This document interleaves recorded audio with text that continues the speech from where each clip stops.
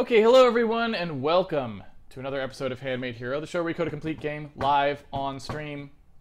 We are doing some debug interface code right now, and at this point, we have done a little bit of work with layout stuff. I'd like to do a little bit more of that today. And I think today, I'd also like to kind of dive in a little bit to see how we're going to maybe start working with the interface to our profiling code. Because one of the big things, like I said, that I'd like to do with this debug interface is be able to quickly sort of get around in the data that we have. And the profile code is the best example right now of a big old pile of data that we really don't get very much from because we don't have a way to really display it. It captures a lot of data, and we are not super able to process it in any particularly useful way for no reason other than we just don't have an interface that allows us to get into it quickly. So what I'd like to do is I'd like to go ahead and start working on that. And we can sort of use that to drive the improvements to the interface system that we've created, because that system at this point actually has most of the fundamental pieces in place. We just haven't actually had a chance to refine them to the point where they do the stuff that we might need them to do, right? So let's go ahead and keep going with that. Today is day 201, so if you are going to follow along at home, please unzip day 200 source code into a directory so that you can follow along with it. Okay, let's open up a little command prompt. Let's see where we're at. Let us see. Let us see. Let's open up Handmade Debug and get everything built. Here is where we were last time, and we had just done some work on making this sort of stuff a little bit more systemic. We now use the same interactions for everything, and we have a little layout code that lays these things out automatically and other kind of fun things like that. And so now what we'd like to do is kind of start thinking about what we can do with these things in order to make stuff a little more useful, a little more interesting.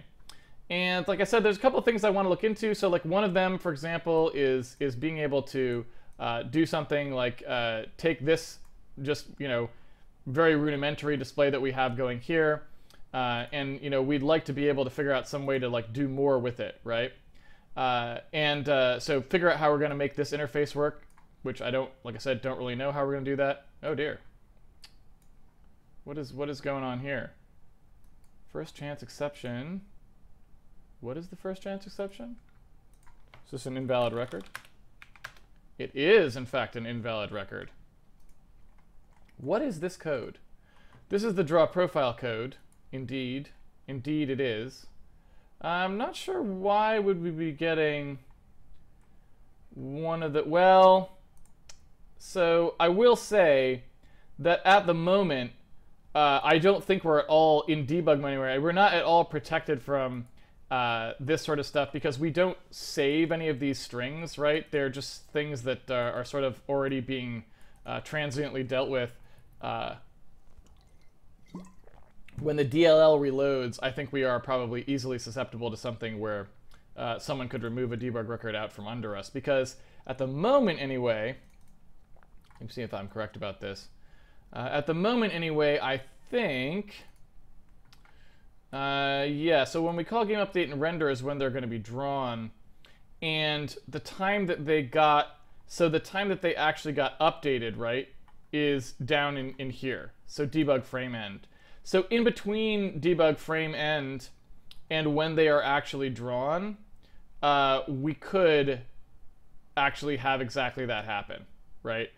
We could have the executable get sort of reloaded. It could get reloaded right in here. Where is that? Right here. So again, not something I super care about too much, although I don't know. Yeah, it's not something I super care about too much because again, it is debug code. Although it might be nice when we're kind of just tidying things up here a bit to just go like, okay, we probably could avoid that pretty easily by just making sure that the way that our debug code works is a little cleaner. And I had a pretty good idea about how to do that, actually. I thought about this the other day. I was just kind of randomly thinking about it. And what I realized is that it's kind of stupid that we do our debug stuff in two different places. Like the reason that that's happening, this part does the frame end sort of collation and all that kind of nonsense, right? But, we put the rendering in game update and render, right? So game update and render is actually the place where we do the rendering, and we did it that way because that's, you know, where we render everything else. But what I was realizing is we really don't need to do that for any real reason. We could, if we wanted to, make it so that where we do the debug frame end, we also do the debug overlay at that point, right? And since we don't super care also where things are, our frame beats are actually totally decoupled for where we process the frame end stuff. We could just move this up above the display, right? So we could move it right here and just have it draw directly onto the screen itself, right? You know, I'm just going to do that. I thought it was a good idea at the time. I think it's a good idea now. I think I'm just going to do it. I think it's better. It simplifies things, and I'd like to see how it goes. You know, it interests me. I'm interested in it. So what I'd like to do is I'd like to, you know, literally just take this debug stuff here. I'm going to take that, and I'm just going to straight up move it, right? It's just going to go up here. So before it does the frame weight stuff, you know, right in here, this is where our debug stuff happens, right? So there's debug collation. And in theory, I think this will still just run, right? All we've done is just make a slight change in where the things were, but nothing else should change, right? And so if I then said, okay, debug frame end, instead of having game update and render be the thing that calls everything, what I could do is say, okay, game update and render is here, and it is taking like this buffer to draw to. I could just pass this stuff to debug frame end as well, right? So I could just do this. And I like this a lot more. This interests me a lot because this means that now the debug system can be totally isolated. It doesn't have any hooks in the game at all.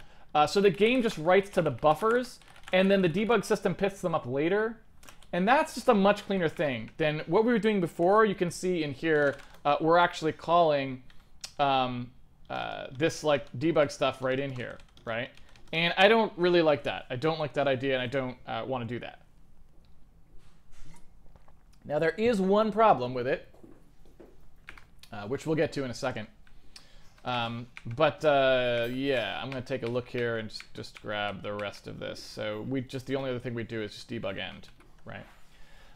So all I'm going to do, for starters, is I'm going to get rid of the debug start and the debug end for now. They're gone. And then I'm going to go ahead and say that in Handmade debug, where we've got debug start and debug end, I'm just going to say that this stuff just happens as part of the, as sort of part and parcel of the actual code down here where we call debug frame end, right? So I'm just going to move those down there, and I'm going to take a look at them. Where is my debug end? There it is. So I'm going to grab that, and I'm going to move that down as well. So now we've got, essentially, these are the two things that we're going to do, right? You can see them here. And so all I need to be able to do is call these as part of this single debug frame end that we do here, okay? So let's see how hard that would be to do. If I wanted to, I'd have to call it this way, right? And I'm going to pass the debug state in here as well, because now these are not blind calls. They're calls from inside the system, right? So I can go ahead and put those to good use, right? I can say, all right, I'll just pass that in.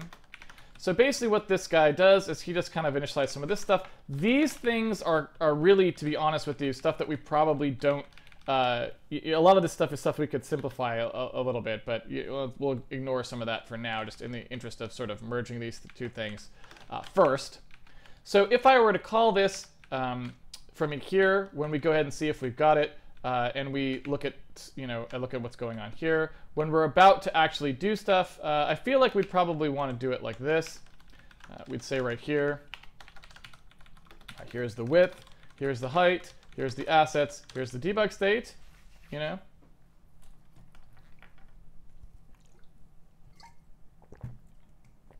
you can see right now the only problem we're going to have is this guy, because everything else we've got, all right? Debug end is actually much simpler. Debug end just needs the input and that draw buffer. That is all stuff that we will have. And so I could do that, right? I could do it like this, and we could see what happens there, right? I don't know technically if we want restart collation. That might be something we want to have happen beforehand, but I don't know. I feel like this stuff is kind of should get cleaned up a little bit now that we are going to do it all in one pass. I think we could make it simpler. It was a little janky before because there were multiple like places in which people were coming in, and I think we can kind of get rid of a lot of that. And so now, you know, Handmade Debug doesn't have to have any. These things don't have to get exported, right? They can just not be there at all. I don't actually know why refresh collation was there. I know we were using that in certain circumstances. I don't know why it's in the H file necessarily, because nobody else is calling it. So really, I feel like that, you know, shouldn't really be there probably. That was probably just a sort of hanging thing. All right. So if we now come over to handmade.cpp, then really all we need to do is have a way of getting the transstate assets out, right? So what we could do here if we wanted to is we can just have a way of allowing the debug system access to the assets so that the debug system calls into the game instead of the other way around, which is much better in my opinion, because usually instead of having the game call out to the debug system, it's way better if the debug system just reaches into the game, because that way you know that if you compile out the debug system, nothing is happening. The game doesn't ever like talk to the debug system. It's the debug system that comes in and looks at the game, and that's usually a lot better. It makes it a lot simpler to separate them. Come ship time in when you're trying to strip out anything that you don't actually want to be in there. Okay, so I'm going to pretend we've just got a thing here that's like got the game assets or whatever, and it's like get game assets, or like debug get game assets, something like that, right? And that's just a thing which you know, you go ahead and you pass it the game memory, and it just like looks at the transient storage directly. We could say that there's the assets here, and assuming that it's initialized, it just, all it does is just grab it out, right? So now the debug system can just reach in there and grab it, and that's all it has to do. So it looks like that would be all we would need to get the game assets. We have the game memory, and then the width, height, draw buffer, and input stuff is all stuff that we actually should be getting past now, right?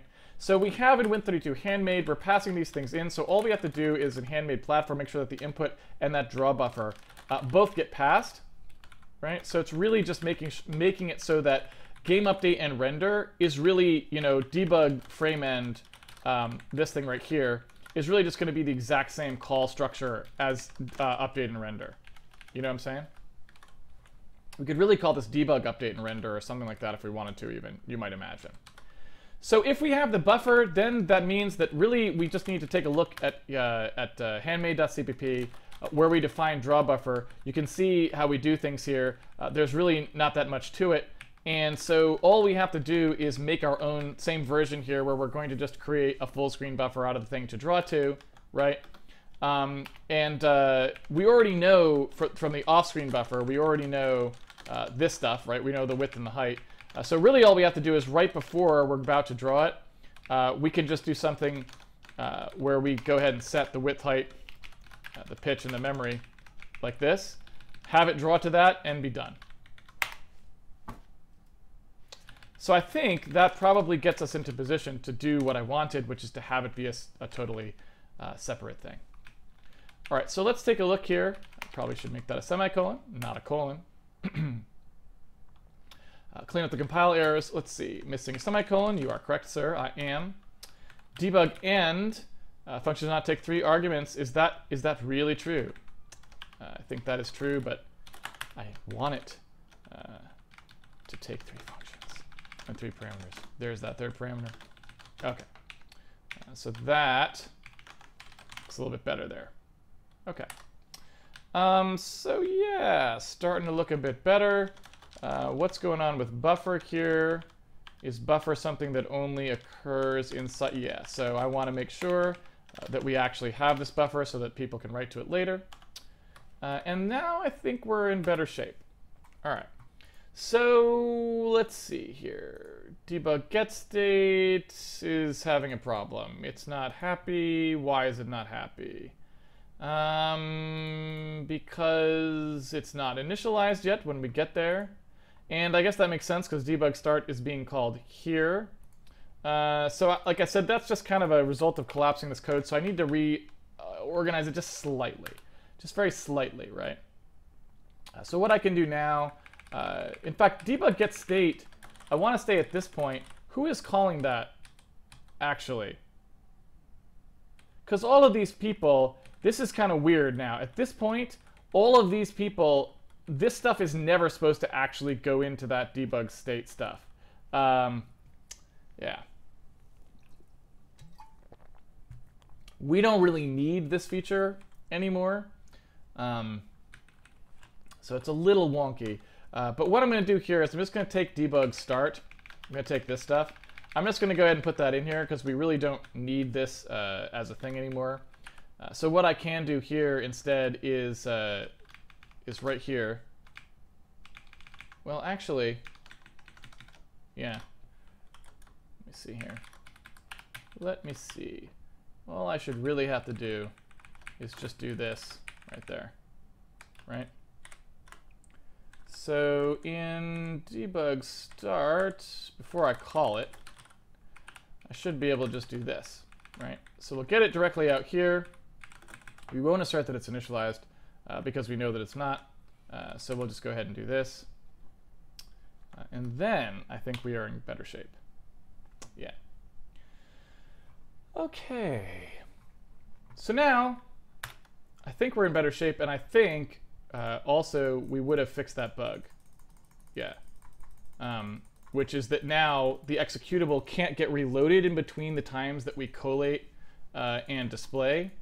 And again, that's not really a bug that would affect the game at all. It's just a debug thing. But it's nice to not have bugs in it because if we have bugs in the debug code, then you're less likely to use the debug code. And the whole point of the debug code is it should be nice to use, right?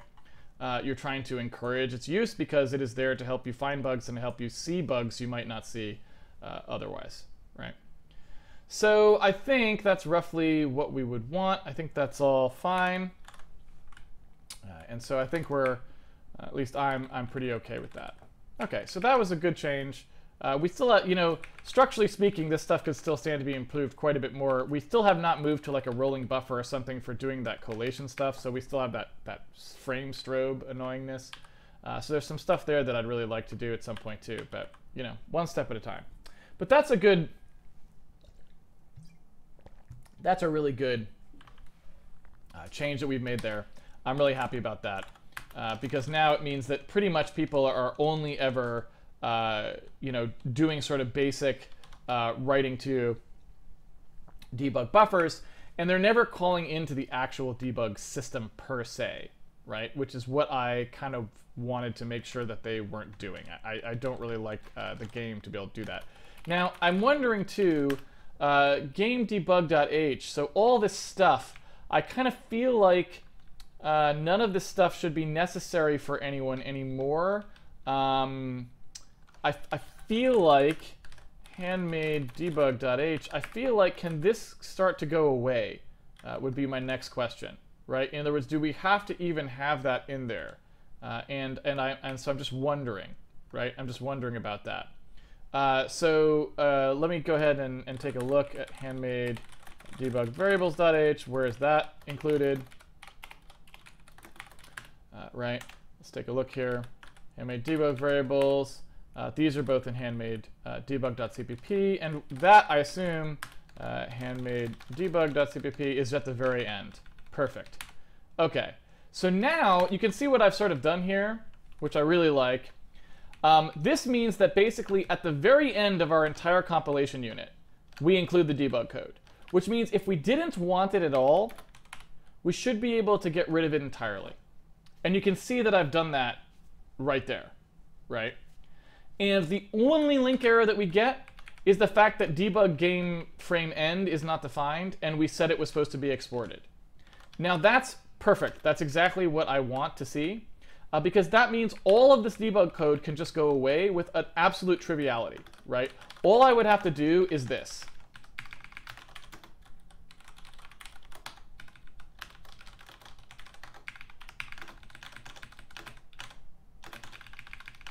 Okay.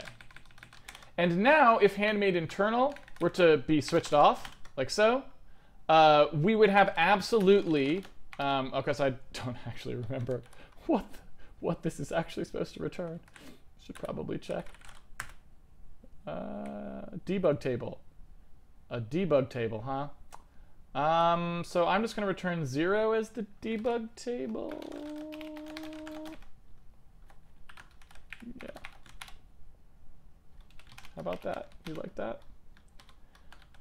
If people don't like having 0 returns debug table, they better buckle up, because it's going to happen. So yeah, unresolved showing a global debug table. That, I believe, would go away with handmade internal as well. So I feel like we don't... In fact, you know what? Let's just go for it. I'm in the mood. I am in the mood for this. So let's take build.bat. We have handmade internal, and it's 0, right? So I would like to see what happens if I turn that off. I also don't know handmade profile. Well, it doesn't really matter. So anyway, handmade internal, I'm going to turn that off. And I want to go through and kind of get rid of the stuff that we don't use anymore or won't have anymore, right? So handmade internal, because we've never really done this, right? So let's see, debug file for free file memory. These are all internal, right? Let's see, read entire file, execute system command, and get process state. There we go. Debug free file memory, so all these guys are handmade internal. And then we just have the global debug table. So the global debug table is just something that's in platform.h. Global debug table. And so I believe all we would have to do for that is just to make sure that all of this stuff, right, would go away if we were doing handmade internal. You know what I'm saying? So I think that just means, yeah, the only things really we would do there is to just say if, handmade internal, we have all these, and if not, then we don't, right? And I believe, so the interesting thing about this is I believe it's kind of a little tricky. I wonder if maybe we should try to reduce the number of these we have. Like we have handmade profile and handmade internal. I'm wondering if we just want handmade internal to be like just the only thing. You know what I mean? I feel like maybe we do. Let me take a look at this handmade profile, because it just might be a little bit too much. It might be like a bit of an orgy of switches. Yeah, so I think handmade profile is going to go away for now. So handmade profile will go away. Goodbye. And then we just have handmade internal, handmade slow, handmade Win32. That's it. So this is like the platform. This is whether or not you have like assertions and stuff. And this is whether or not you have stuff like debug output. That seems good to me. At least for now, right? Okay. So in here, we would have, if handmade internal. What is this else end if doing here? Which else and end if are there? What's going on there? Okay. I just added that. So what we want to do is we want to get rid of this. And then we want to have the else in here. Okay. So that's all good. Global debug table. That is in Win32 handmade, and that is only if handmade internal. And the same is true here. So when we do our global debug table, like unload code and all that sort of stuff, it looks like we don't have to do any of that either. Let's see, frame marker. So we'll have to do that one. And if handmade internal. So it's a little spammy. We could probably stand to clean some of that stuff up. But on the whole now, we can at least more cleanly compile everything out. So there we go. All right, so let's see if we can run okay. And we can. So that's all nice. And now let's make sure we can turn it all back on. There we go. And run it. Lovely. I've got to fix our camera here. I don't know why we left our debug camera on there. I was kind of playing with that a little bit. So let's go ahead and not do that because that's not really what we wanted at all. So all right. So there we go.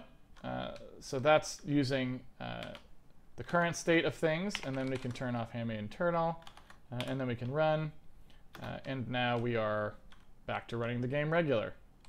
Perfect. Yeah. So I'm reasonably happy with that. That seems pretty good, and we will go ahead and exit out. Okay. So yeah, I think that's a good thing. I think having Handmade profile and Handmade internal might have just been a little bit too much. I mean, it's already a little too much. I feel like eventually we could simplify that down a bit so we don't have quite so many pound-if Handmade internals in various places. You know, there's some things we could do to kind of simplify that a little bit, and that's probably something that we would want to do. But for now, it's fine. Okay.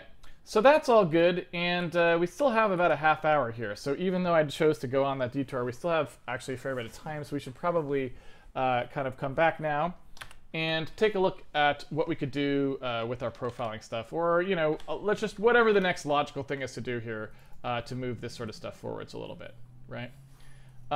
So yeah, we've got a couple things to do. So let's just think about this just briefly, right?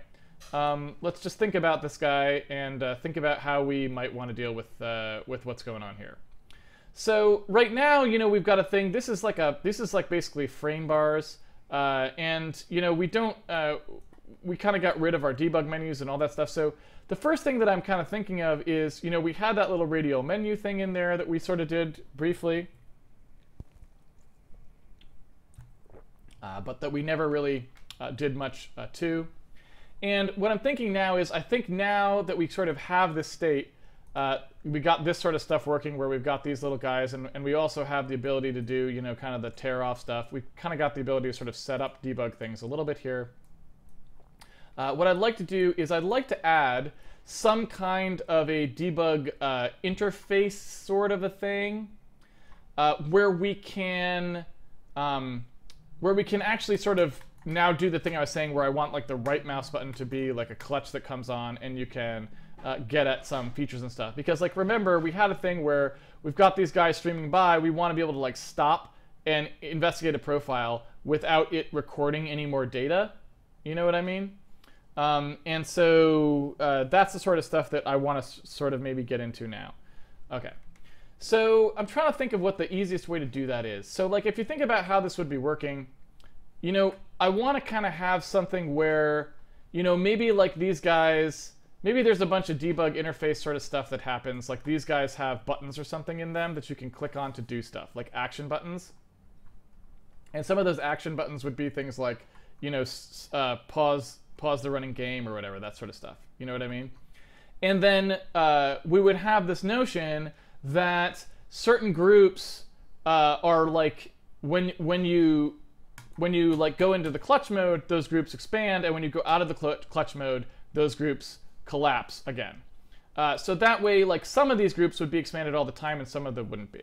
So I think that's what I'd like to do, and in order to do that, I think we should address now the thing that I was talking about before, where we sort of have this problem of when you duplicate things or when you use another, when you try to make another one of those debug hierarchies, you have this problem where the state of the hierarchy and stuff isn't actually copied, it's just kind of a reference.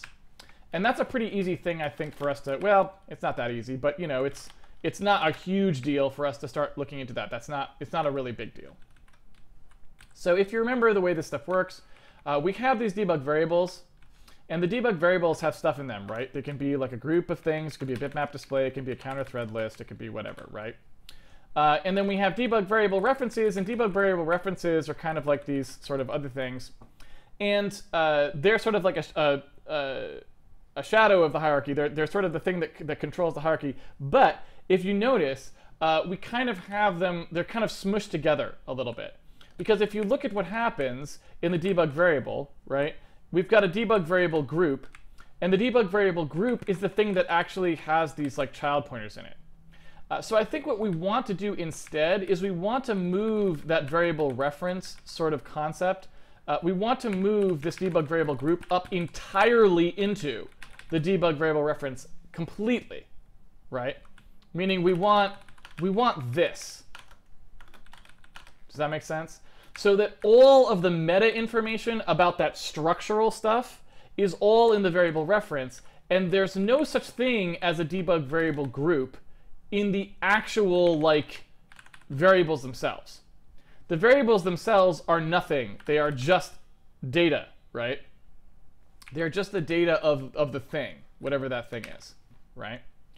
And in order to do that, I think what we'd want to do is we actually, I would suspect, we actually want a mirror, like a I'm trying to think of the right way to say it here. We probably want like a split, right? We want debug variables, and then we want a hierarchy that's on top of the debug variables. And so things, for example, like the size that a bitmap is being displayed would be like separate from the concept that there is a debug variable, which is a bitmap that should be displayed. You know what I mean? So we kind of want to split these out into something, that's just I'm not doing a very good job explaining it. Maybe I should draw it on the whiteboard, just so it's a little bit clearer. Of course, drawing it on the whiteboard will take a while because we did not open up our whiteboard thing yet, and it takes a while for it to load it. Let me see, mischief, blackboard. So while that's loading, I'll just keep going here for a second. Right, so we have a debug variable, and like one of the examples would be maybe like the debug bitmap display thing, it sort of has, in the debug bitmap display, it has two different sorts of information in it. It's got the dimensions and whether or not you want to display it with alpha, or just like random attributes we chose to assign. But then it also has the ID. The ID would actually be the piece of information actually being debugged, right? But the other things are really just a property of that display into the data. Do you know what I mean? So I think what we would rather do here is we would rather have some sort of a way of splitting that out so that we don't have two pieces of information that are fused together in that way. Okay. I guess so. Maybe I don't need the blackboard for that. Maybe that's clear enough what I'm saying. Hopefully it is. I don't know. And furthermore, we could even probably do that in a way that maybe isn't. We could almost imagine doing that in a way that's not too heavily typed, So we could have something like, we've got a debug. I kind of want better names for these guys. Like I kind of want like debug hierarchy or debug tree and debug tree entry or something like that, right? And I'm thinking that maybe these guys, we could probably even collapse these things a little bit more, to be completely honest with you. And that might be something worth doing, right? Because it's unclear whether we really need multiple things of those. But yeah, so let's see. In fact, I might just try to do that just even in this pass directly. So suppose we have a debug tree entry group. And that's the thing that would have, the first and last child in it. It would have the expanded, like so. And it might even have something, like a V2P. And maybe that's a bit fatty because maybe it's not always used or something like this. And then in the tree entry thing, we've got a pointer to the variable, but then we've also got that union so that we can get in at the other data here, right? So we have the group. There's that next pointer.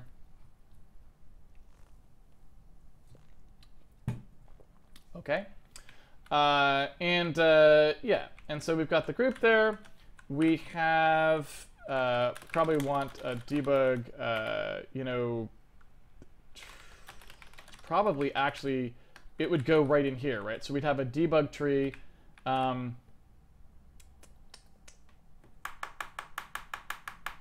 Yeah, in fact, I think this would just work. We'd have a debug tree. The debug tree would have a debug tree entry that was like the group for it, right? And it would just be one of these, I think. I feel like. I don't know. We'll find out. So sometimes it's a tree, sometimes it's a group, right? And then again, sometimes it's let's see, I would need the VUIP. We have that there. In fact, I could actually just name it the same thing, just for less confusion. We have the group, and we don't need the next and the previous, probably, because it already has a next pointer, right? So yeah, we can just piggyback on top of that, I would think. We're using a sentinel for that one. So yeah, I mean, I don't know if we want to switch up how that's doing. I haven't thought about it too much. We're gonna leave it for now, and then this would go away. So yeah, we'd have debug tree, we'd have debug tree group. I guess this is something that looks like that, or yeah, naming these are a bit weird. If this is a debug tree entry, we've got to entry like a subtree, right? A tree or a group. Yeah. Yeah. Of course, now that I say it, now that I'm saying it out loud, I also don't know how useful that actually is. Because you can't, like, do you ever actually want to put trees in the middle of there? So that may just have been dumb, right? I mean, when I think about it, it's like, I kind of got overzealous compressing that down, but it's like, why bother? Like, there was nothing, you can't have a tree show up in the middle. So that just seems kind of stupid in my mind. So I think it's probably more like this. You just have the entry group, and you have a debug tree entry, you know, bitmap, or maybe I should say like window, something like that. And so anybody, for example, who just wants like a dim, this sort of a thing, can just use that, right? And they won't have to, you know, they won't have to worry about actually defining it some other kind of thing that's in there. So it'd just be like a debug tree entry, like, you know, just a little like, yeah, well, just a window seems, like I said, seems kind of fine to me. So we'd have groups and windows, and then we just have like regular variables. And in fact, I guess we don't even need to define one because it wouldn't have any actual parameters, I don't think. And then this stuff would kind of get rid of some of these things. So we wouldn't have anything in the profile settings at the moment because, well, I'll leave it in there, but we don't actually have anything. So it'd be more like int placeholder, right? Because we'll probably want something in there eventually. But that seems roughly more in line with what I wanted, right? So then we have a debug variable type, and now we have a second type that sits on top of it for our tree entries. So we have a debug tree entry type. And the debug tree entry type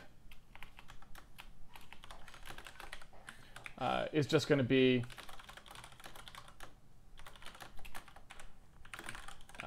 the ones that we had there. So it would be something like debug tree entry type, like a variable, or like a basic variable, something like that. Then we'd have group, and we'd have window. And I think that's really all we would have, right? Because that's all we actually have in there at the moment. And these guys would all go to like debug tree entries, debug, yeah, tree entries, everywhere else. So now you can see what I did there. Very, very simple stuff. I just kind of massaged it around a little bit. So we have essentially two parallel sets of information. We have debug variables, which are just going to be any variables that someone can inspect and stuff like that. And those can be sort of like, you know, created by the running application as necessary, or we can create them however we want to, right? And then we can, you know, sort of put something on top of them that knows how to inspect those things as we go. You know what I mean? And that way we can have like multiple trees viewing the same sets of information, but viewing them in different ways, which is sort of what we wanted to do here, right? So if I go ahead and do this, it's basically just going to be cleaning up all the compile errors that this creates, but to basically we'll make exactly the same thing. And then when we do our clone, we would just do essentially like a deep copy of this of this information, right? And that's really all that we would need to do. So let's go ahead and start that. That might take a while, right? So we've got our debug tree entry here. We have to pre-declare that because we're creating a linked list of them in the entry group. Okay. We have our debug variable hierarchy. That is now called a debug tree. Just kind of simplified that name. Started typing hierarchy. It's too hard to spell, man. It's too hard to spell. So there we go. I could probably just do hierarchy becomes tree. I'm guessing that'll just work pretty much everywhere.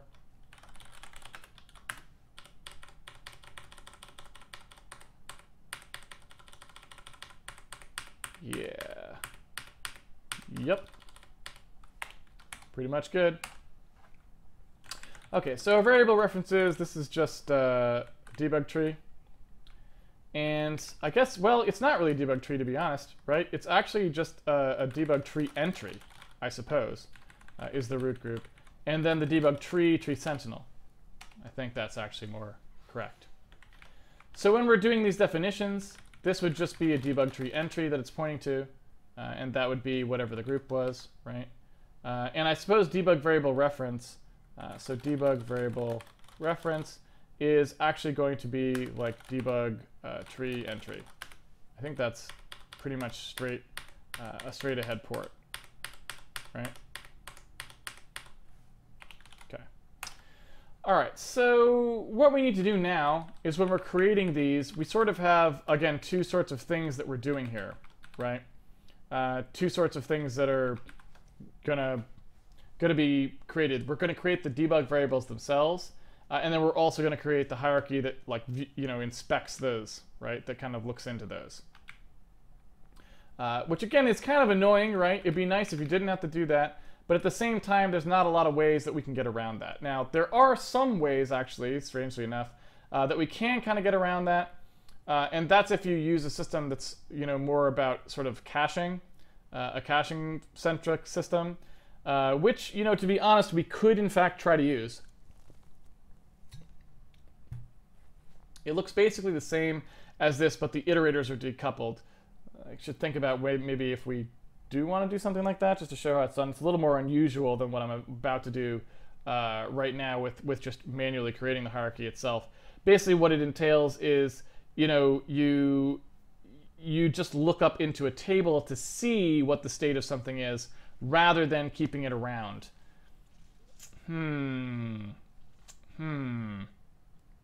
It certainly is a bit tempting. I feel like it's maybe a little more interesting, because hopefully you see what I was going to do. I was going to create those two. I think it might be a little more interesting if I didn't do that, to be completely honest with you.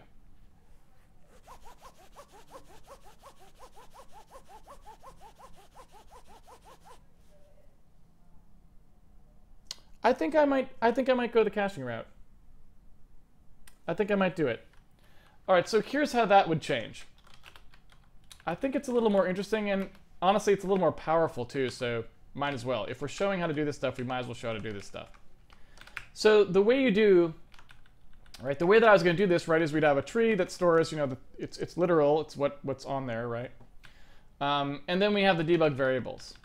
And I pulled the grouping stuff out of there, so that you could have different groups and that sort of thing. But when you think about it, all the rest of this stuff is really just data that's kind of besides the actual fact that you created a group. All the rest of the stuff is really just properties that are for a given tree and a given piece of debug information, for a given tree and a given debug variable. It's just telling you, what the sort of viewing parameters were for that thing, right? So if we wanted to, we could instead just make it so that each of those debug variable things just looks up into a table and says, I'm in this tree, and here's the debug variable I'm looking at. How should I format it, right? Like, what should I do? Like, what would I do to this debug variable in that case?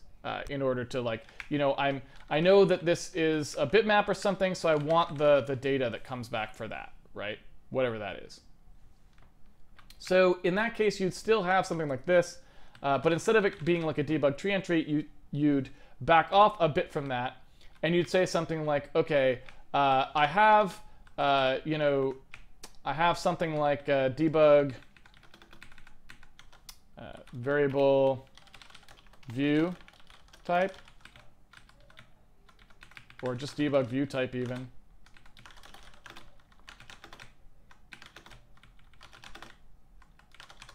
Right? And then what's in here is those synthetic variables. So like the debug view, like a basic sort of maybe, you know, and I don't know, maybe Windows a little bit grandiose. So maybe we just call it like a block. Like we're just viewing it as like a little inline block, right? You know, we could even call it just that. Debug view inline block. And all it's got is a dimension, like how big did you want to see that thing, right? And so we have debug view type, like, you know, basic debug view type inline block or something like that. And that's really it. You know what I mean? So we just have debug view inline block.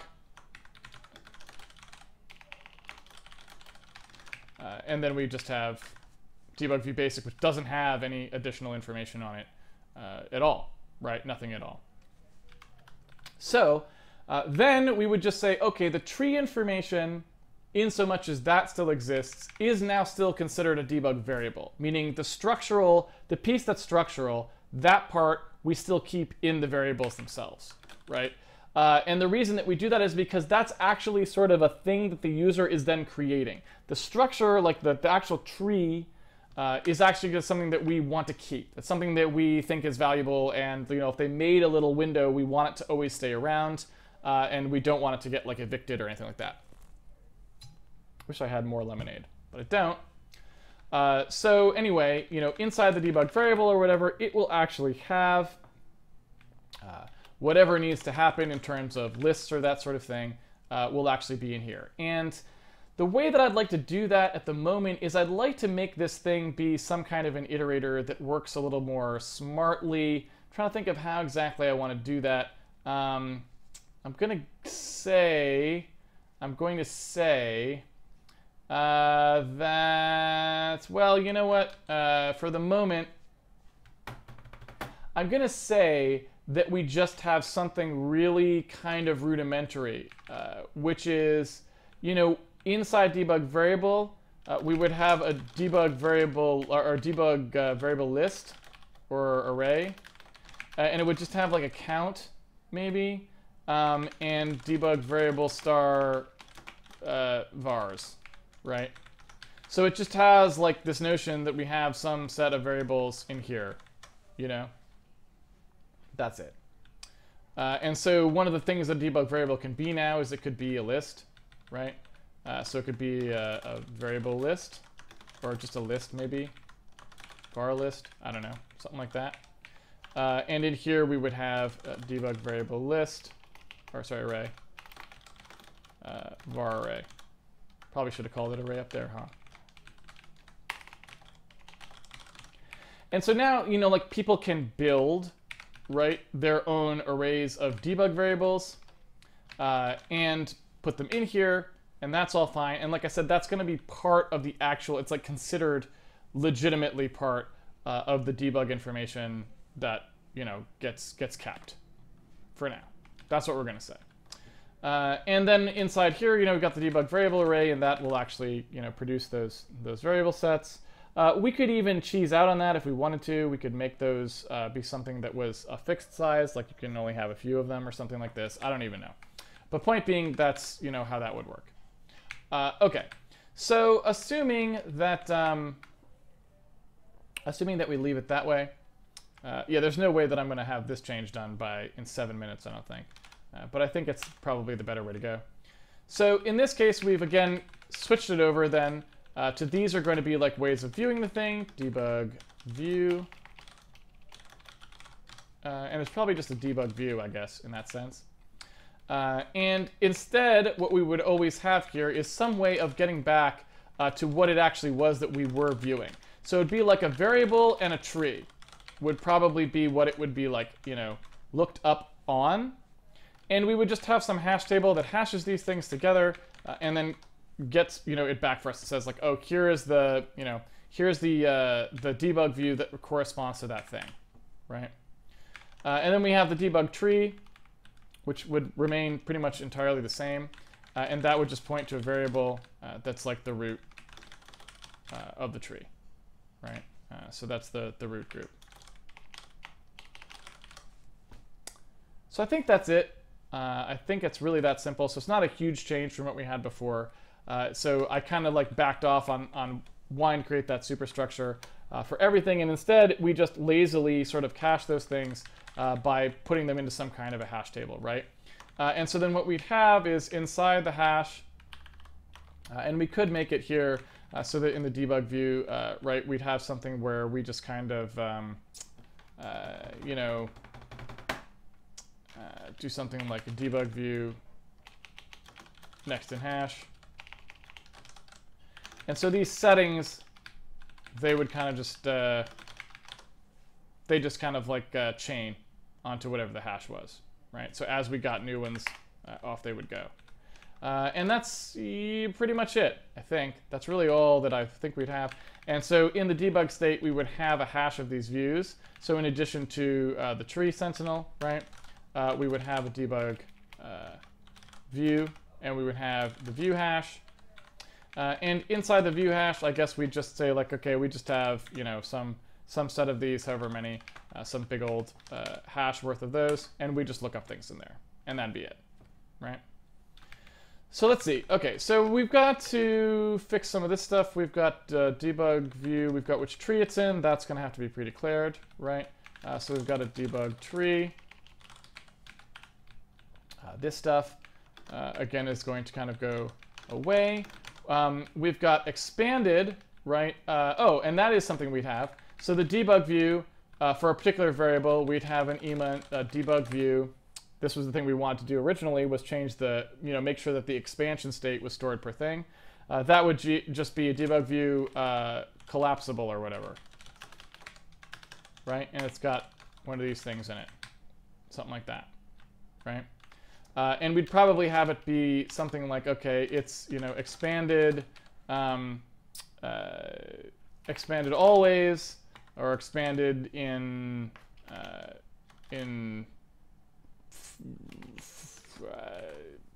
expanded in right click in alt view. I don't know, whatever you want to call it. So we'd have this collapsible, and that's another type of thing that you could have, right? So it'd be like that. And there'd be one of those for every one of those sort of array guys in the tree. So something like that seems reasonable to me. Again, I don't know about the var array thing, whether I want it to be that way or not, but it seems, again, pretty reasonable, so I think I'll just leave it that way. All right, so I'm going to take a look at a few more compiler errors before we go. Oops, that is not supposed to be an enum. That is supposed to be a struct. Yeah. And debug tree entry does not exist anymore. Debug tree and debug variable are the two things that exist. And so yeah, this is just a debug variable. That's the root group. And this is just a debug variable. That's the root group as well. Okay, so now, you know, the nice thing about that too is that now we don't have the concept of variable references and variables separately. We only have variables. That's the only thing we would have. So we pretty much only have to do, we don't have to do any of this stuff, right? This is really just a thing that would add, as we're adding, it would add those variables to an array as we build that sort of set, right? And that's all it does.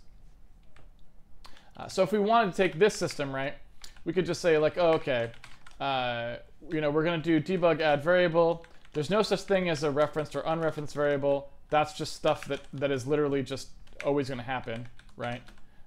So you'd have something in here where you're like, okay, wait a second, group ref var.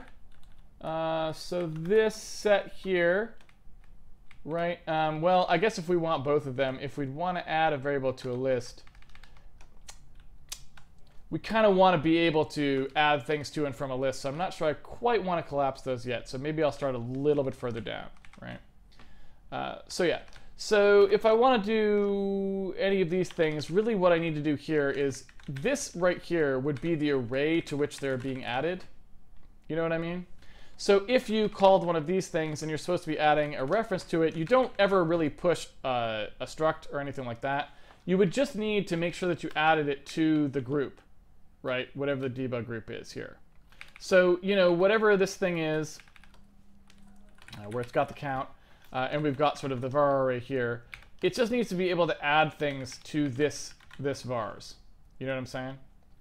And I'm trying to think of, like, probably the best way to do that would actually not quite be this way. It would probably be to go something like this, right? It would be like, oh, you know, var count and debug variable star vars, and we'd have a pointer to, you know, some crazy number that's more than we're ever going to want to put in a group.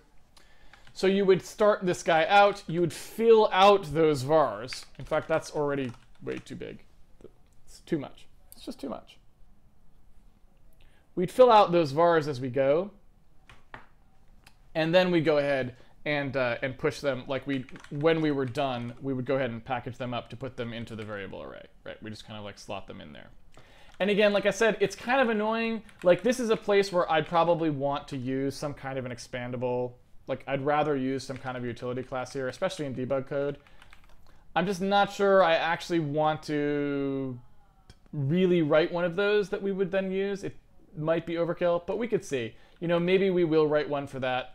It's pretty, you know, it's pretty simple to write, obviously.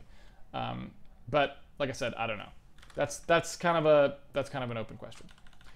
So anyway, if we were in here, we'd just have like, okay, how many vars are there, right? And when we add these things in, we would just kind of add them to the var slots as we go. So we don't really have to do any of this sort of more complicated stuff where we're doing kind of fancy things.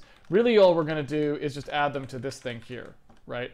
So when we'd call, you know, and I suppose we could even have a way to saying whether we wanted to or not, but it's really just something like, okay, whatever the context is, and I guess we don't quite have a context here. When you're pushing a variable, yeah, I guess you can still push, you can do a debug add variable like that's just straight. That will do this. And then when you do debug add variable reference, I feel like that's actually, it's like I said, I don't feel like this is ever a thing anymore, so I'm just going to get rid of that. This one here, again, also not a thing. When we do debug add variable with the context, then in the context, this is the place where we would do it. So it calls into debug add variable this way, right? And then it would go ahead and say, okay, whatever the context var count is going to go up, right? And we are going to put ourselves into that slot. So, you know, the context vars of that var count is going to be equal to whichever variable we added. So now we've got the list of them. And that's really all that has to happen there. So that would be it. We would probably want to assert here, again, that the context vars size can hold it. But that's about it. Something like that. Then when we do this stuff, add root group internal, I don't know, I don't feel like this stuff actually has to happen anymore. I don't think. It doesn't really super look like you would have to. Yeah, just because there really isn't much there. I mean, we could do add root group internal here, but I don't really know. Yeah, I don't really know if we super have to do any of this stuff anymore, because it was really just when we do begin variable group, it's really the end variable group part that matters, right? So I think, at least for the moment, I'm going to delete those and we'll come back to revisit them later. So I think we can just get rid of those, say, you know, it doesn't matter, and off we go. So we've got debug add root group. I'm going to ignore that. Debug begin variable group. That just goes ahead and adds one of these debug variables. And again, these should all just return debug variables, all of them, right? Because they don't do anything else now. So now we've got debug add variable. So when we're creating a variable group, again, same thing. Really, really straightforward now. In fact, a lot of this code just gets a lot cleaner if we do it this way, so that seems like a nice thing, but I guess we don't really know till we're completely done. But we just want to add one of these arrays, right? Like so. And maybe I should still have called those groups, but I think it's nicer to change the name for the moment just so we can see it. And we don't have to set anything on those except for just that one. Let's see here. Debug variable. Except just that one situation where we need to set the count, right, to 0. So we know there's nothing in it. That's about it. So yeah, when we do debug begin variable group and debug end variable group, that should pretty much do it. Although I did just think of there's a little something that's not as good there. But anyway, so debug add variable for bool. These should all just now be exactly the same as they were. They're just going to take variables instead, like so. And they get rid of that sort of tree, that whole tree thing. Which again, I'm kind of feeling good that I decided not to go down that route any further. Because it just, I mean, I created just too much cruft in here. You can see we didn't even really have it all doing the duplication, and it still was just a lot of cruft, right? So yeah, so that's good, and I think this stuff, again, not caring about this at all. So we're going to get rid of that for now. Yeah, so that all looks good. Let's take a look at that here. So this is all vars, no more refs, just vars. There we go. Okay. And all of these are vars as well. Nice. Okay. And let's see, anything else we got here? End variable group. So yeah, so this stuff, again, now is actually where the work is going to happen.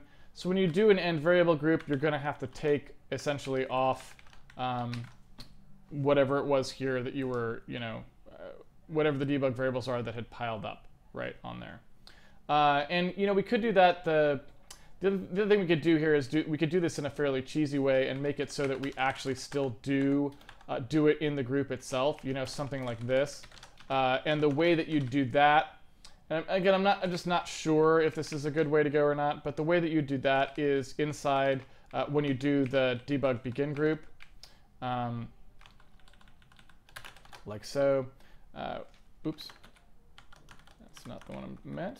In here, you'd actually allocate some amount, right? You'd allocate some larger than you need amount, and as you created those groups, they would just be fatty. And again, like I said, I really just don't know what the right thing is to do here. It's one of those things where pretty much because you're just doing a sort of general like editor style behavior thing, usually these are the sorts of things where you just want more of an anything goes attitude, right? You kind of want to just be like, I don't know, I allocate the stuff and I free the stuff and I don't really pay too much attention to it because I don't have any actual knowledge of the usage pattern, right? I don't know what the user is going to do with it. Most of the time in games we know, we're like, okay, we know that this is going to happen, we know that that's going to happen. So you don't tend to want to do stuff where you're just going to be like, okay, let me allocate this willy-nilly and not really care what's going to happen to it. Because usually you actually do know, and then you end up with a lot of stuff that's not necessary, right? But in this case, it kind of does feel like maybe you know, this is the sort of place where I would usually just say it's fine, right? Like I'm not worried about it, and it's only the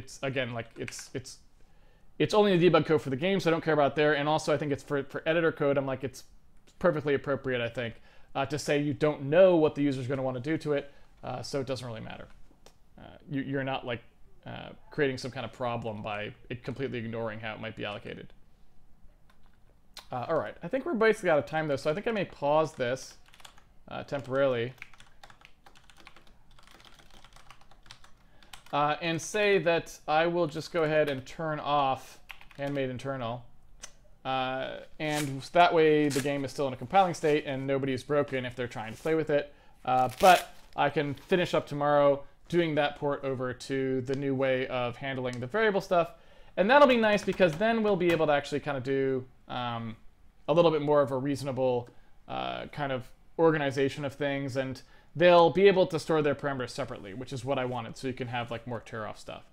But I'll go to a brief Q&A here just in case anyone has any questions. We're not done yet, so it's probably not really useful to ask a question quite yet. But if you do have one, I do actually have, Linux has been working long enough that I would actually be able to see it today, which is unusual.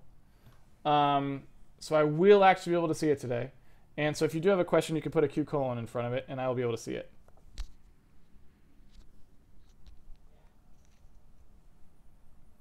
Insofar as now that the amount of debug code is getting larger, will you create a debug system to debug the debug code? Well, the debug code is capable of debugging itself, actually. So I think we already have, right? In fact, you can see this whole time, I don't know if you remember, but we had been timing the debug system with the debug system, which is kind of nice.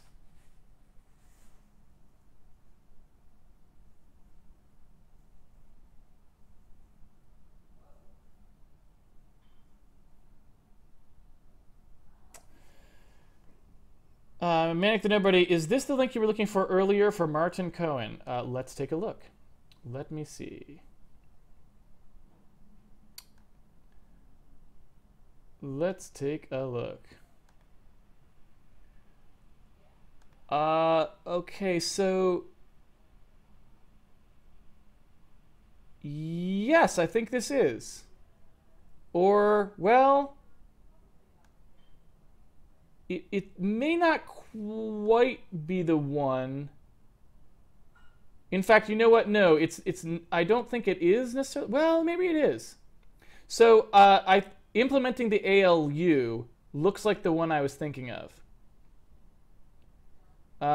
So yeah, I think that is. Or if it's not, it's pretty darn close. It's another similar lecture by him. So probably good enough either way. Thank you for finding that. Gary Johansson, what do you think about the use of prefetch catch instructions? Are they a viable option for general purpose programming to get maximum performance? Well, a prefetch instruction is exactly what it sounds like. It's just a way of telling the CPU ahead of time what memory you're going to touch. And so if that is a problem that you have in a particular piece of code, meaning you're about to load something from memory, and you will stall. If you're in like a loop or something, if you can go put the prefetch, many instructions back, 300 cycles back somehow, so the processor has plenty of runway to go, oh, I should go fetch that memory, then they work quite well. They don't work if you don't have the insight ahead of time into what memory you're going to touch, right? So it's all about whether or not you know what memory you'll touch ahead of time or if you don't. That's really where prefetch instructions help you. And mind you, prefetch instructions obviously also only help you if you're not running at memory bandwidth. But most of the time you're not. But if you're running at full memory bandwidth, then a prefetch instruction doesn't do anything because you're already at maximum memory throughput. There's nothing you can do. It's not the cache. So it's only if you're actually stalling on the cache and the memory is not fully pipelined, that will help you. Connor Rents, after the 2-year period, will we be able to mod the game? Could you be more specific? I'm not sure what you mean. Captain Kraft, does the architecture of your target system have a big effect on how you design your debug system? No, it does not. Typically, the debug system is relatively the same no matter what. Sometimes you have to do, like if the debug platform, well, there is one thing. If the target system that you're running on is like really lame, like let's say it's like, a Nintendo DS or something, then you're not going to have like debug overlays probably on that because you don't want to like use up any of the system resources. So you'd just be trying to do something that like spams out to like a debug port and is captured on a different machine or something. And that's where you display all the debug stuff, right? So like sometimes you might make some decisions about that, but on a full powered machine of some kind, you're typically just fine. Right? So sometimes I guess all I'd say is if the target platform is like a console or a weak system, you may design your debug system such that all the debugging actually happens on a different machine and you get that idea, right?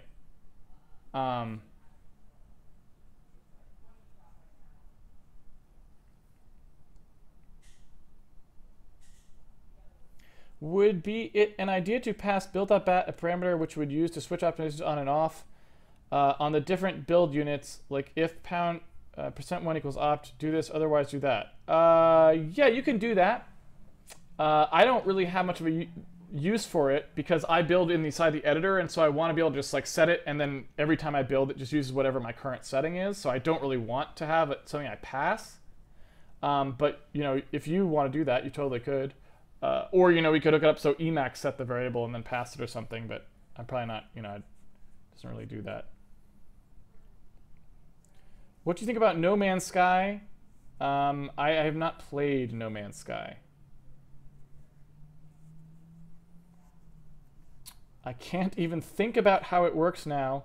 Will I get some idea after learning from you? No Man's Sky is pretty straightforward, right? It's a procedural world generation, just-in-time procedural region. It's the same as Minecraft in that sense, right? You go somewhere and it basically like issues a, you know, it's sort of like I need this region of the world at this level of detail, and it comes back. I mean, I shouldn't say it's like Minecraft, because Minecraft doesn't have level of detail, but and then it's like, okay, I'll generate that, right? You know, it's not magic how that's done. We've done those sorts of things before. It's more just like the system power is at the point now where they can generate things at very high levels of detail, which is kind of great, right? Connor Rents, I mean, after you release the source code, will we be able to create our own bosses, worlds, etc.? Well, I mean, obviously, if you have the source code, you can do anything you want, right? I mean, there's no stopping you with the source code. You can add anything you can that you are capable of programming. Stegosaurus, will you be recurring to game-specific coding soon? I don't know. One of the things I want to also underscore is Handmade Hero is not really supposed to be about showing a particular specific thing, right? Handmade Hero is a programming educational stream. So I don't super like people who are impatient about wanting to see a particular thing coding, because that just makes it so that we don't spend enough time on various things that we're trying to learn. So I'm never going to rush through something. And since this is all video on demand, you know, if it's something that you're not interested in, you can always just tune out and then tune back in later when we're doing the thing that you are interested in. But gameplay coding is actually some of the most boring code that there is. You know, it's really basic and doesn't really often have very much to do. It's really rudimentary. It's like scripting a lot of times, right? So if anything, the more interesting code is stuff like this, which is actually tricky and difficult to do. So, you know, getting a UI system that doesn't take, you know, 100,000 lines of code and 50 hours to build, like Qt does or something like this, is actually the interesting code. That's the code that's actually hard and the kind of code that you want to learn how to do. Gameplay coding is really dumb. It's like, oh, I moved an object, like, you know, I set its position somewhere. Or, you know, I had it spin around or whatever, right? It's really straightforward, and it doesn't really do anything all that particularly interesting. So as far as that's concerned, like I don't particularly feel any specific need to rush to get to gameplay coding, because it's just not as interesting as a lot of the other pieces of code, right?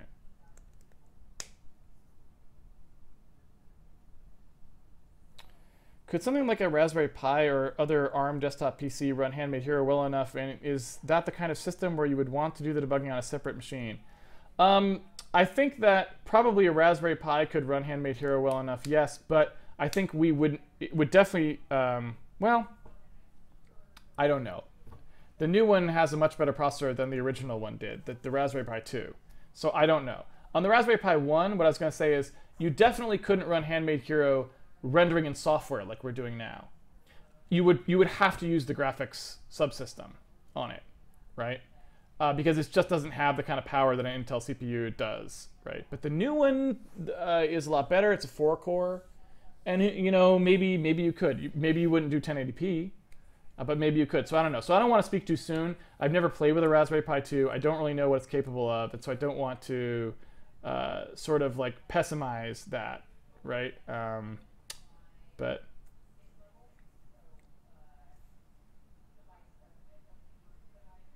Clumian, I meant for usage inside the game, so you could switch optimization on and off from the debug menu.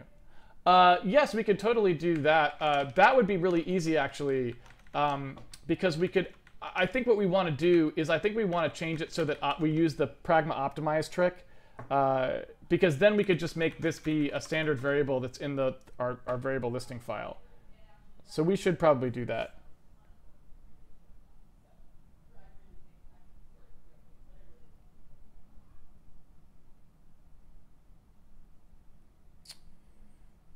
Let's see. Do you think it would be totes baller to make a GUI visual language for game scripting like what Unreal has? You know, I've never been a fan of visual scripting. I don't super know what the point of it is, because I've always found it to be, you just end up with these tons of nodes in this giant mess, and like, what did that turn out to be? Oh, it's like actually just really only 11 lines of code would have done that or something, right? So, you know, you get something that's like, this is what visual scripting feels like to me. And this is probably because I'm a programmer, but, you know, this is what it feels like, right?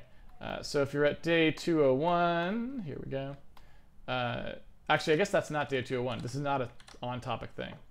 Visual scripting usually feels like this to me. It's like, oh, in my scripting language, you know, or, you know, just the text language, I wanted to write something like, you know, foo, arrow, health, you know, 2 times that plus foo, you know, aim amount or something over, you know, I don't know, I put it in parentheses and I wrote like divided by 5, you know, and I'm going to set that to be like whatever foo's like, you know, gold is or something, right? Like I wrote out something like that. And it's one line that's really easy to understand, and I can comment right above it, and I can say like what it does if I wanted to. In the script, in visual quote-unquote scripting language, this stuff ends up being stuff like, oh, okay, like I had to make a driver node with like a 2 in it, and then I had like to make like some kind of like, you know, the foo, I had to pin foo on here, and he had a ton of stuff listed. It was like all like that stuff, right? And then I had to like pipe it, so I like grabbed this guy, and then I made like a node here that was like a times node, and like the input came from these 2 things, you know? And then like the output of that went into like a plus node or something that had 2 things, you know, went in there, and then the other one came out here, and it was like the the aim amount, which was this other thing that was like down here, you know? And then I gotta divide it by 5, so then there's like another driver node here that's like the 5, and then there's the divide node, and it's like, oh my god, right? And all of a sudden you're like, okay, this one line of code that's trivial for anyone to understand is this, and what in God's name is that, you know? So I can't stand visual scripting languages. I feel like they're really drive me nuts. But I don't know, like maybe I'm missing the glory of it or something.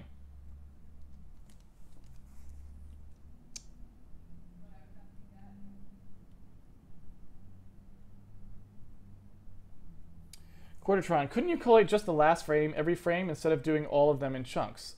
Yeah, so the reason that we can't do that right now, because that actually is basically what we're doing right now. The reason, though, that we can't just keep doing that, because every frame we only process the latest data.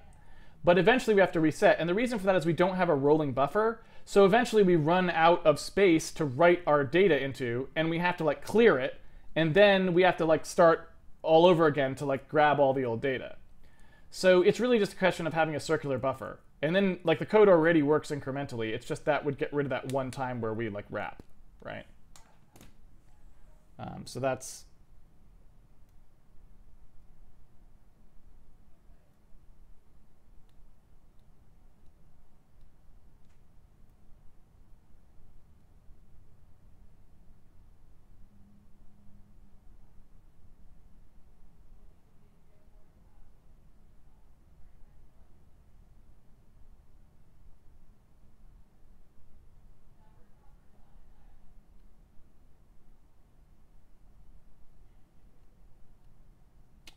think we are done with cues.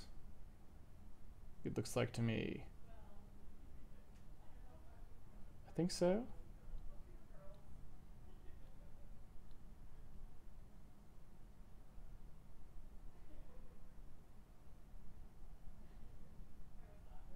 Looks like it. All right.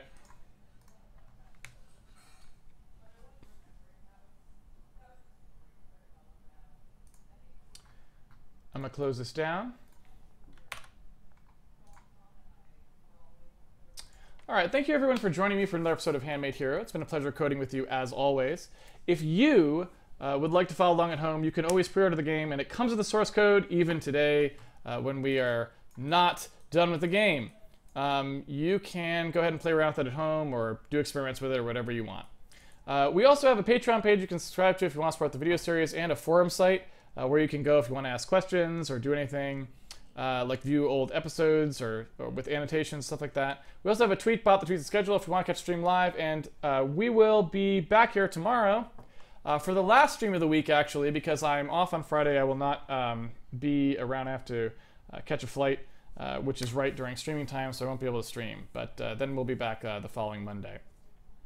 So yeah, if you want to know the schedule, you always check the tweet bot, but it'll be 5 p.m. Pacific Standard Time tomorrow, Pacific Daylight Time tomorrow. So I hope you'll come back and join me for that. We have a bunch of work to do to kind of clean up the way we were doing those hierarchy things so that I can get a system that allows us to do kind of more ridiculous stuff with placing things around the screen and getting different variables and that sort of stuff. So yeah, we're getting close on having the debug system to be more where we want it to be, but like I said, it's still a few more days left in that for sure. And yeah, it is a pretty big undertaking, but it's basically writing an entire GUI system, right? You have to write the whole thing. We had to write the whole debug log system. We had to write the whole GUI. It's a pretty big undertaking. And that's just generally true. It is definitely the sort of thing that you can reuse, though. Like, if you notice the way that we've been writing it, there really isn't anything Handmade Hero specific about it. You could drop that debug code pretty much directly into anything else. And the primary thing prevents you from literally just reusing the code exactly as it is just that one part where it has to interface with the rendering. Because you do have to go like, okay, well, different renderers would have different ways in which the debug system outputs, but that's really it. So that's kind of a nice thing too. It means that once you build one, you can use it on all your projects. You don't have to rewrite it every time because it just doesn't have a whole lot of specific stuff in it. It's not like, oh, this piece of the code worked this way because Handmade Hero worked that way, or that sort of thing. There just isn't that much of it. So that's kind of a nice thing as well. So even though it is a bit of a time investment to make one of these, once you make one, you can reuse them as opposed to maybe certain other aspects of the game where you're like, okay, this is kind of very, very tied to the game itself and could not really be leveraged, for some other project that I was doing or that sort of thing. So that's good too. Anyway, I hope you guys have a good evening, and until tomorrow, have fun programming. I'll see you guys on the internet. Take it easy, everyone.